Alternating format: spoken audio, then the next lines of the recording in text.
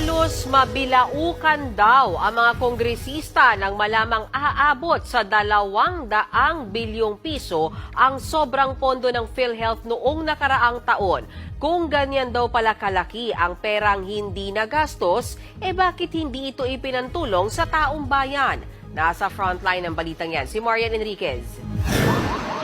Nagulantang ang mga mambabatas nang malamang ang laki pala ng perang hindi nagagastos ng PhilHealth, gayong napakaraming Pilipino ang nangangailangan ng tulong sa kanilang hospital bills. Sa pagdinig kanina ng House Committee on Health, napag-alamang 173.4 billion pesos ang sobrang pondo ng PhilHealth noong nakaraang taon. Galing yan sa mga nakolekta nilang pera sa mga direct contributor. Bukod pa yan sa higit 38 billion pesos na government subsidy ng PhilHealth at ang halos kalahating trilyong pisong reserve funds ng state insurer. Halos nanlaki tuloy ang mata ng mga mambabatas sa laki ng perang hawak ng PhilHealth, pero hindi naman ipinamamahagi sa taong bayan. Mabibilaukan po kami dito. Katulad po ng PhilHealth, kayo PhilHealth clearly nabibilaukan po kayo sa dami po ng pera na pumapasok sa inyo. Kami rin po dito nabibilaukan po. Ang taas ng sinisingil ninyo. Pero bakit ang konti ng isinusuka ninyo sa tao, di ba? Giit ni Marikina Representative Stella Kimbo na isa ring ekonomista, ang laki ng sinisingil ng PhilHealth.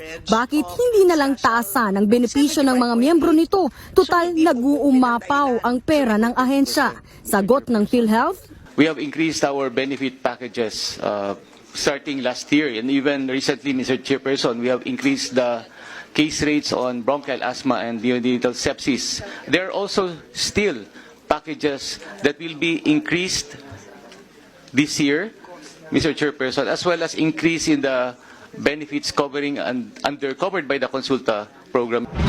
bukod dyan, pinuna rin ng kongresista ang laki ng sinisingil ng PhilHealth. Kung hindi aniya bababaan ng singil, edi suspindihin na lang ang pangungulekta para may dagdag pang gastos pa ang mga manggagawa, lalo ngayong nagmahal ang mga bilihin.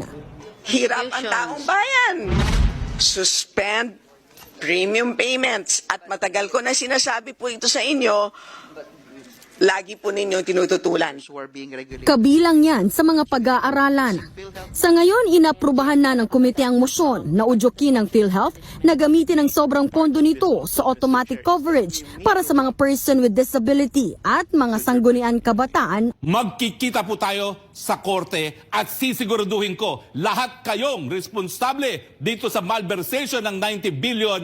Pakukulong ko kayo kung yan ang huling gagawin ko sa aking buhay sa mundong ito. Pero hindi po ako papayag na lulustayin nyo ang nakalaan para sa mahirap na mga Pilipino. Todos envolvidos, ela bebe o uísque, toma bala.